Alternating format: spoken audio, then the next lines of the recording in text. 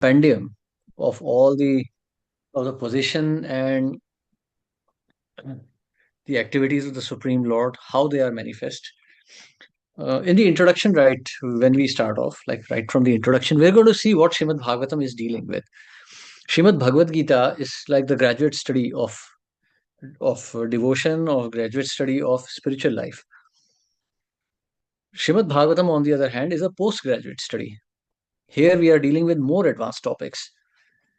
In Bhagavad Gita, we learn the concept of God, but in Srimad Bhagavatam, we are going to deal with more technical understanding of what God really means. So Srimad Bhagavatam, just like Bhagavad Gita, is not a sectarian book. It is not meant for Hindus or Brahmins or Vaishnavas or anything. Anyone who has any interest in self-realization, Srimad Bhagavatam is meant for him. And I use the word him because the spirit soul is acting as Purush within the material world, trying to enjoy, trying to be the enjoyer. So therefore, he takes the position of a he. Okay, so how we plan to do is we'll go verse by verse. Srimad Bhagavatam is relished when we go verse by verse. There's no point in condensing chapters here. There are no themes in Bhagavatam like Bhagavad Gita in that sense. Bhagavatam is not divided into parts. Is Srimad Bhagavatam's division is not quite the same as Bhagavad Gita. Bhagavad Gita is a summary of the entire Upanishads. Srimad Bhagavatam is an elaboration of Vedanta Sutra. So the subject matter is quite grave. So without wasting too much time, let's dive straight away into it. Okay, you will come to know as we discuss this introduction today. So today we'll start with the introduction. Maybe day after tomorrow we start with the first verse. Okay. Om Ajnanatimirandhasya Jnananjana Shalakaya Chakshurunmilitam Yena Tasmai Shri Guruve Namah. Nama Om Vishnupadaya Krishna Presthaya Bhutale Srimate Bhakti Vedanta Swami Niti Namne Namaste Saraswati Deve Gauravani Pracharine Nirvishesh Shunyavadi Paschatya Deshatarine Jai Shri Krishna Chaitanya Prabhu Nityananda Shri Advaita Gadadhara Shivasadi Gaura Bhakta Vrinda Hare Krishna Krishna Krishna Hare Hare Hare Ram Ram Ram Hare Hare. Yes. Introduction. The conception of God and the conception of the absolute truth are not on the same level. The conception of God indicates the controller, whereas the conception of the absolute truth indicates the summum bonum or the ultimate source of all energies. There is no difference of opinion about the personal feature of God as the controller because a controller cannot be impersonal. Of course, modern government, especially democratic government, is impersonal to some extent. But ultimately, the chief executive head is a person, and the impersonal feature of government is subordinate to the personal feature. So, without a doubt, whenever we refer to control over others, we must admit the existence of a personal feature because there are different controllers of different managerial positions. There are many small gods. According to the Bhagavad Gita, any controller who has some specific extraordinary power is called a Vibhuti Matsattva, or controllers empowered by the Lord. There are many Vibhuti Matsattvas, controllers or gods with various specific powers, but the absolute truth is one without a second. This Srimad Bhagavatam designates the absolute truth or the Samam Bonam as Param Satyam. So right away we start off with the depth of philosophy. In the Bhagavad Gita, the concept of God is not very much elaborated. Krishna says, Aham Sarvasya Prabhava Mattah Sarvam Pravartate, or he says, uh, Rasoham Apsukante, I am the taste of water, ability of man, the sun, the moon, light of sun and moon. So in this way, the Lord has described his superiority, but he has not described himself properly. Or even if the description is there, it's very difficult to understand the technical distinction between different features of the Supreme. So here we directly start with the concept of the absolute truth. If you remember in the Bhagavad Gita, second chapter, very first verse, we had this in the purport, we had read one description. Vadanti tat tattva vidas tattvam yad jnanam advayam brahmeti paramatmeti bhagavan iti shabdyate. This verse which is quoted in the Bhagavad Gita purport comes from the Bhagavatam. So Vadanti Tata Tattvavidas, I mean, those who have seen the truth, the seers of the truth say,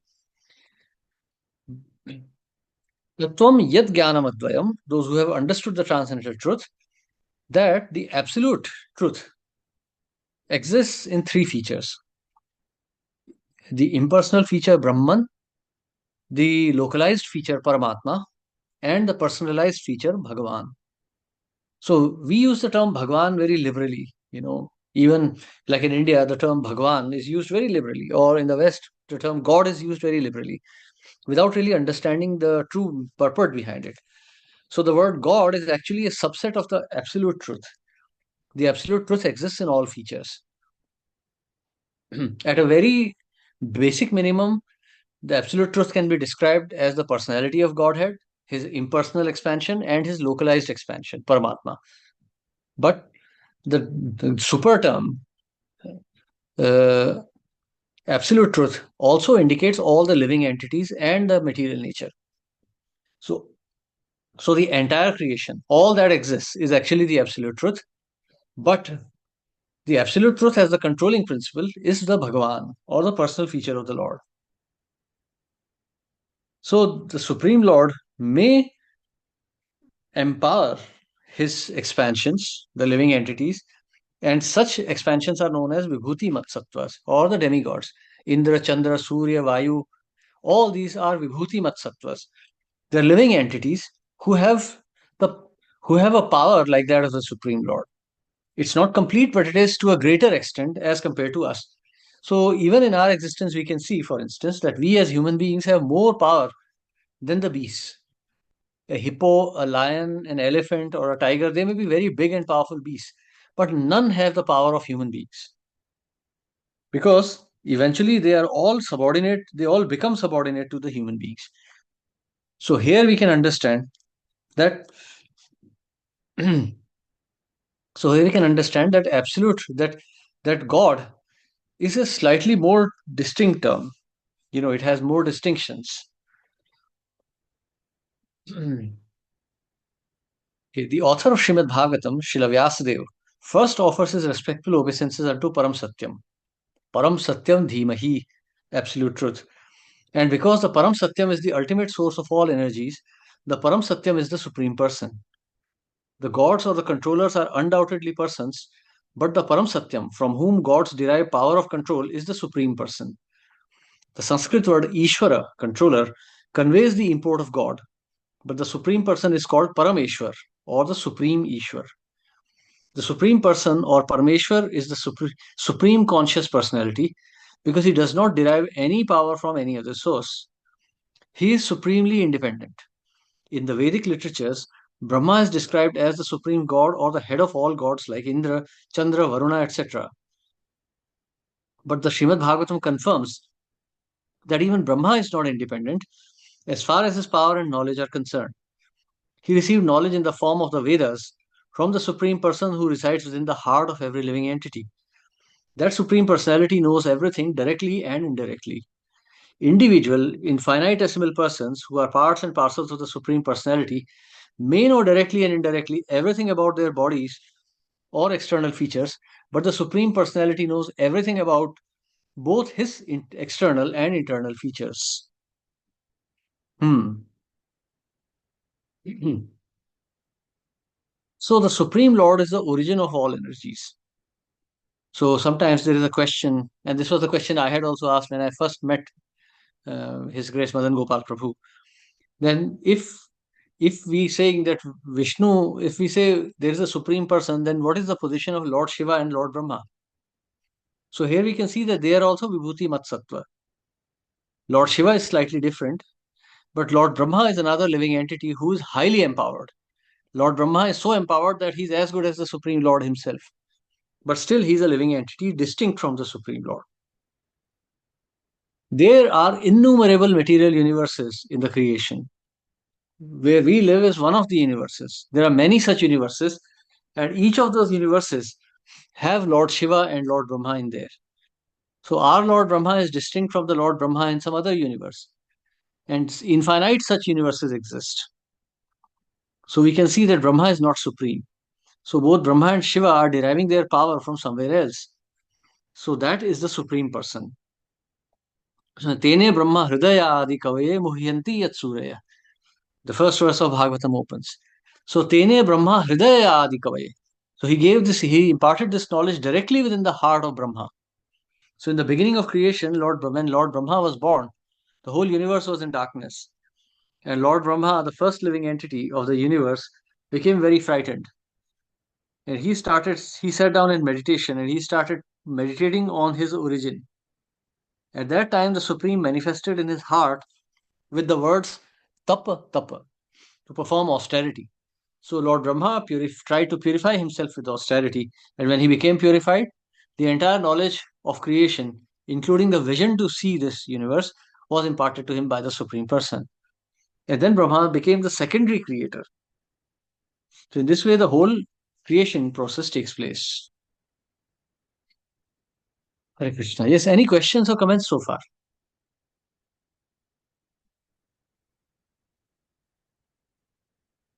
Prabhuji, what is that word meaning summon bonum? Summum bonum, the complete sum of all. Okay. Summum bonum, everything, includes everything. Okay. So the first paragraph is mainly emphasizing on improving our scope of understanding who really God is. Like we may have some thought about God, like some feature or something is what is God, but here it is expanding our vision. Something that is what is the main objective of the first paragraph. Yes. So don't remain stuck in one conception of the Supreme. Here we are now expanding on the whole concept of the Supreme, because the first three cantos of Srimad Bhagavatam are going to talk about it. So, in fact, if you notice very carefully, Bhagavatam does not even take the name of the Lord directly in the beginning, because the Supreme Personality is manifest in many forms and many names. Therefore, we do not create any controversy. In the beginning, we try to develop a concept of the Absolute Truth, trying to understand.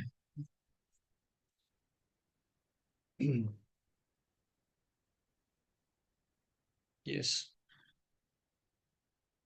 Hmm.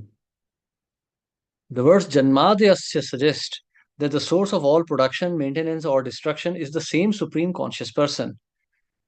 Even in our present experience, we can know that nothing is generated from inert matter, but inert matter can be generated from the living entity. For instance, by contact with the living entity, the material body develops into a working machine. Men with a poor fund of knowledge mistake the bodily machinery to be the living being. But the fact is that the living being is the basis of the bodily machine. So, Ishvara Sarva Bhutanam Hridadeshe Arjuna Tishtati Brahmayan Sarva Bhutani Yantrarudhani Mayaya. So there you'll see a lot of references to the Bhagavad Gita here.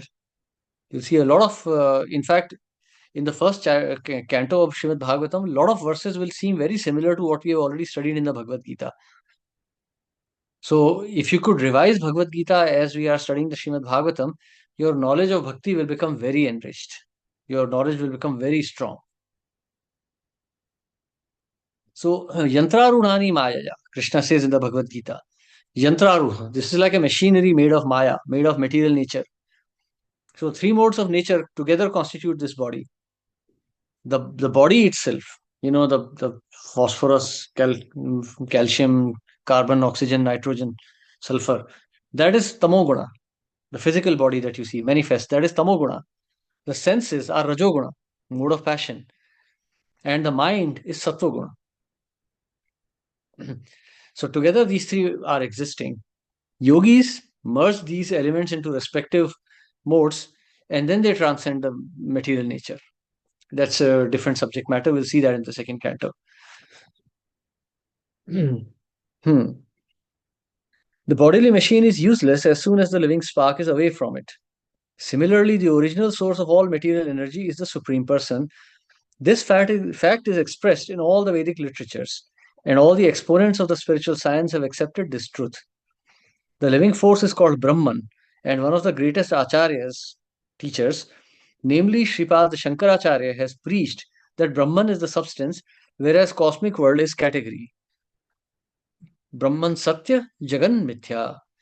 So the real existence is Brahman. What you call Jagat is Mithya, it's just an illusion. So the world is not an illusion. The trucks, the buses, the aeroplanes, the donkeys, the cats, lions, they are not illusion.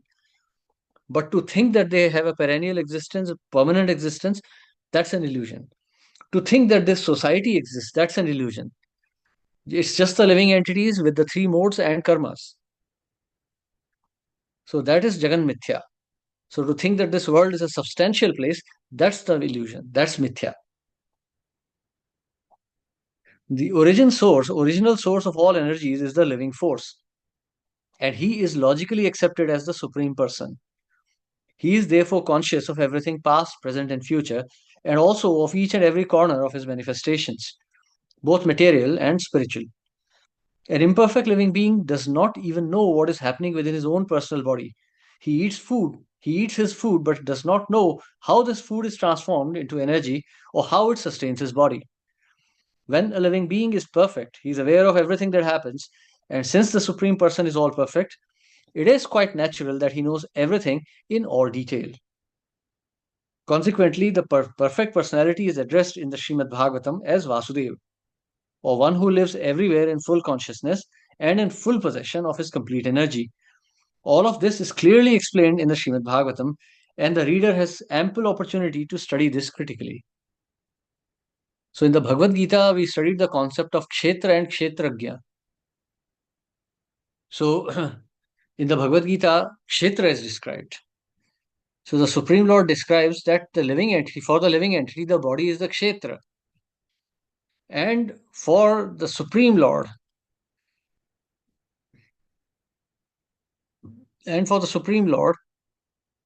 the whole world is the Kshetra. The material body is a mini cosmos, and the living entity, the individual living entity, is the miniature Lord. So let's try to understand this analogy a bit more deeply. Our body is full of different substances, like we discussed: carbon, nitrogen, oxygen, phosphorus, sulfur, calcium, iron, zinc, and so many other things. This is dead matter. But within this dead matter, this dead matter is composed around individual living souls in the form of cells. Every living cell within the human body or any living body is also a living entity. Besides that, there are so many external living entities. You have the gut bacteria, you have the different parasites which are living in the body, different bona fide living entities living in the body. So all those living entities, in fact, uncountable, trillions of living entities are living within your body. And they all have a soul, which the soul is exactly like yours. The soul of your epithelial cell is the same as the soul that you have. We discussed this in the second chapter of Gita. Some describe the soul as amazing, and some cannot understand anything even after hearing so much about it. So the soul is the same. So these billions and trillions of souls are living within the body, but you, the soul, is controlling this body. So if I ask you, who are you? You say, oh, I am Bhakta Anandaram. You can say, I am Bhakta Semyon. But you are not the only living entity within this body. Within this body, there are many others, but you are the principal controller of this body. You are the Ishvara. So this body is like a mini cosmos, because so many living entities are deriving their sustenance from it, but you are controlling its mission, its movement. Actually, this is also one of the reasons why suicide is considered highly sinful, because you are putting so many living entities to death, unnatural death. They're not supposed to die, but because you decided to exit this body at an unnatural time, all these living entities have to suffer. So therefore, it's considered one of the Mahapapa, one of the greatest sins. So this is mini cosmos, mini kshetra. So beyond this mini kshetra is other living entities like you, human beings, animals, trees, plants. So all of this together also exists in a cosmos, and the super soul of that cosmos is the Supreme Lord. So he is the bigger Kshetragya, we are the smaller Kshetragya.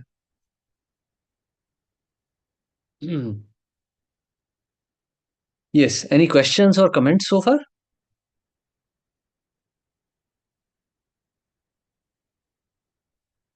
Okay, then we'll finish this part. In the modern age, Lord Sri Chaitanya Mahaprabhu preached the Srimad Bhagavatam by practical demonstration. It is easier to penetrate into the topics of the Srimad Bhagavatam through the medium of Sri Chaitanya's causeless mercy. Therefore, a short sketch of his life and precepts is inserted herein to help the reader understand the real merit of Srimad Bhagavatam. It is imperative that one learn the Srimad Bhagavatam from the person Bhagavatam. Person Bhagavatam is one whose very life is Srimad Bhagavatam in practice. Since Sri Chaitanya Mahaprabhu is the absolute personality of Godhead, he is both Bhagavan and Bhagavatam in person and in sound. Therefore, his process of approaching the Srimad Bhagavatam is practical for all people of the world. It was his wish that the Srimad Bhagavatam be preached in every nook and corner of the world by those who happen to take their birth in India. Bharat bhumi te haile manushya janma jar, janma sarthaka kari kar paropkar. The Srimad Bhagavatam is the science of Krishna, the absolute personality of Godhead, of whom we have preliminary information from the text of the Bhagavad Gita.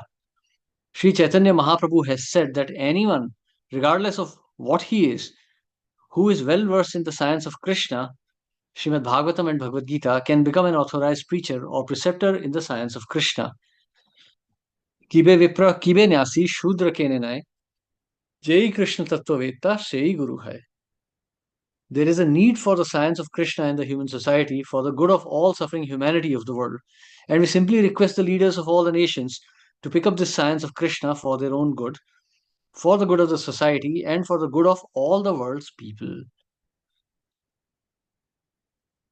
So Srimad Bhagavatam starts with Ishvara Parama Krishna Satchid Ananda Vigraha Anadir Adir Govinda Sarva Karana Karanam. That Krishna is the Supreme Personality of Godhead. Ishvara Parama Krishna. So the etymology, Krishna, derives from the Sanskrit word Krishna, or attractive. So we have already seen in the Bhagavad Gita the definition of the absolute truth, or the definition of God, the one who possesses six opulences to the fullest extent. So one who possesses the six opulences to the fullest extent is the most attractive. He is the most attractive. Therefore, he is known as Krishna. He is all attractive. So by definition also, the word Krishna is the most appropriate definition for the Supreme Lord. In the Bhagavad Gita, Krishna says, Sarva dharmana parityajya mama ekam sharanam vajbraja aham tvama sarva papebhyo moksha ishyami mashucha. So Krishna is saying, Sarva dharmana parityajya, abandon all varieties of religion. Abandon all, because in the Bhagavad Gita, in the very beginning stages, Krishna described all the varieties of religion. He described Karma Yoga, he described Jnana Yoga, he described Dhyana Yoga, Sankhya. He described so many processes. But he's saying in the end, Sarva Dharmana Parityajya. Please abandon all varieties of religion. Aham Twama Sarva Papebhyo. So it's a deductive reasoning. If Krishna is saying, come to me, he refers to himself. If I call you, I say, please come to my house for dinner. It won't be very logical if you ask, Prabhu, whose house should I go to? If I say, come to my house, because it's my house. If someone asks you, you'll say, oh, we are going to visit Madhusevit Das. You will not say, oh, we are going to visit somebody, in that colony. No. Madhusevit Das, he is the one who has invited you. So exactly like that. So Krishna is saying, aham tvama sarva papevyo, I will deliver you. And that's where Bhagavad Gita ends. The instructions of the Bhagavad Gita end there. But what Krishna will do after you have surrendered, that description will come in the Srimad Bhagavatam. What are the activities you perform after the surrender? The Bhagavad Gita ends at surrender.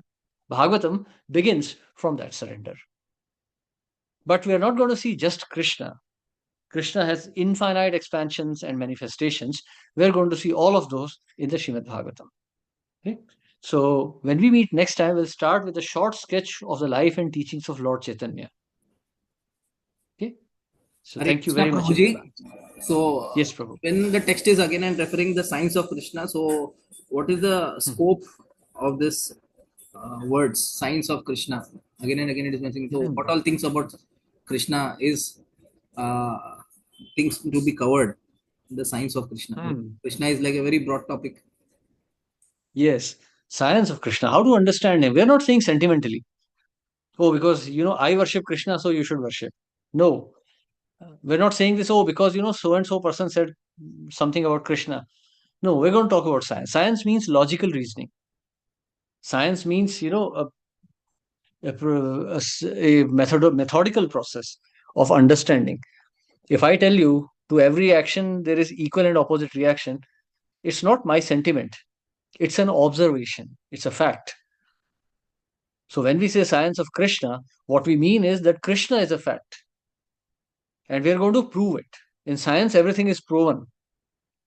If I talk about principle of thermodynamics, I prove it. It's not that I'm just passing some comments, out of my whims and fancy. No, every sentiment has to be proven. So we are going to prove about Krishna. And that's going to be the subject matter of the Srimad Bhagavatam, the whole of Srimad Bhagavatam. And we are not here to establish the superiority of Krishna. He's already the supreme. But here we are to show how everything is residing in Krishna. All the forms of the Lord, Narsingha, Vaman, Ram, Hari, Narayan, all are different expansions of Krishna. So that is the science of Krishna. So we are not just here issuing some sentimental opinions, but we are going to prove everything. Okay? Thank you, Prabhuji. Hare Krishna. Okay, so we stop here today. If anyone has any questions or something, please don't feel shy. This topic is going to be very advanced. So, please ask, clarify everything before we proceed. Prabhuji, Right. this introduction itself looks very huge, like almost 39 pages. So, are we going to read every sentence of the introduction Let us see. thoroughly? I mean, yes, because we need to understand who is Krishna and how his preaching is done. Yes, because it looks like the story of Chaitanya Mahaprabhu. Yes, it's It, a brief. it is said it is short sketch, but it looks pretty long. I mean, it's a long story.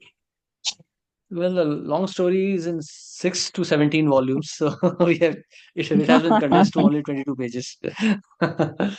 Okay, introduction. Okay, yeah. Fine. Cool. Actually, one thing I just wanted to ask, like you mentioned about this suicide thing. One Hmm. of my close relative committed suicide. He's 28 years old, and the family Hmm. is very disturbed right now. Hmm. So, I mean, just few days ago, only 2 3 days ago. So Oh, the thing is, I was just thinking, like, what will happen to his soul? Because I heard somewhere a long time ago from Amonglila Prabhu's lecture that if a person commits suicide, that means he's ending his age by himself priorly, so he will become bhoot. So yes. I was wondering if his soul will become bhoot. And I wanted to know the difference between bhoot, pret, pishach, and what is that other thing? Brahmarakshas. Ah. Mhm. So, do Uh, you know the difference between bhoot, pret, pishach, and Brahmarakshas? I heard Brahmaraksha is something very high extent. Like if a Brahmana, a priest, takes off the money from the temple because it belongs to the temple money donation. If he robs the donation money, then he'll become Brahmaraksha. That is something very higher end.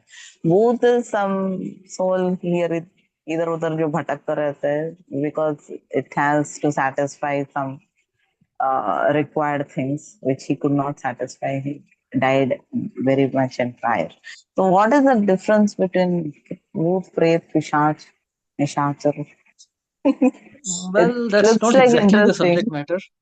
Yeah, that's not I exactly the know. subject matter of Bhagavad scriptures. I'm just saying Bhagavad Oh, scriptures, not just Bhagavatam. All the six, the Puranas in the Sattvagun. But these are different okay. types of ghostly beings. Anyone, like one Okay. who commits suicide will directly become a bhuta, a ghost. Pishachas are usually very negative ghosts, anyone can be a ghost. Even a sattvic person dying untimely can become a ghost. A pishach is someone who is especially addicted to very nasty habits. A Brahma or Chudail is especially like if a pregnant lady dies unnaturally, that's Chudail. Uh, if a if a very a kind of a Brahminical person dies who does something wicked, like if for example if someone kills one's own guru, then he'll become a Brahma Rakshas. Brahma Rakshasas are the most powerful of all ghostly entities. Okay. And in Tantra, there is no freedom from Brahma Rakshas. One can become free from Brahma Rakshas only after death. So that's the reason, why sometimes there are many rituals in the Vedas. For example, one should not take these night walks. Like after the sun is set, one should not go out. That's the time of ghostly beings to come out. That's their time. Then they are meant to rule the earth, not human beings. One should not take bath in a water body after sunset. Then the ghostly beings are allowed to do that. The ghostly beings are not allowed to enter living water during the daytime, but at the night they can do that. So we should not go to water. So, going to sea beach or lake fronts or rivers at night is not advised till Brahma Muhurta. One should not wear white clothes or red clothes at night. Ladies should never keep their hair loose because ghostly beings can enter through those. Actually, that's the reason why ladies must always tie their hair. They must never keep them loose. It's very dangerous. But now So, Kali, nobody thinks about it. yeah, so there are many such rules and regulations. This some of these rules will be explained by Kashyap Muni to Aditi. We'll see that in the third canto. But Okay. so just briefly, And sorry so to one deviate from the topic. It's just that, that close relative is going in my mind. So I thought I'd that's a just very think yeah. about So you it. should chant. So what you can do is you can Yeah. chant one round for him and offer the results to his soul. Just say that Okay. Sure. so that will at least save him from a hellish existence because those who commit suicide, if they are not devotees, usually become ghosts and eventually they'll become animals. Mm. So the next form they'll get is an animal form, not a human form. So that's a very dangerous existence. So we should pray for such souls, but what to do? Okay. It's very sinful. Mm. Okay. Yeah. Thank you. Okay. Yeah. Thank you. Hare Krishna. Hare Krishna. So thank you very much, everyone. Srila Prabhupada ki jai. Hi. Hare Thank you so Hare much. Thank you so much, Thank you, Prabhuji. Prabhuji. Thank you, all the Hare devotees. Krishna. Hare Krishna. Hare Krishna. Appreciate Thank you. it.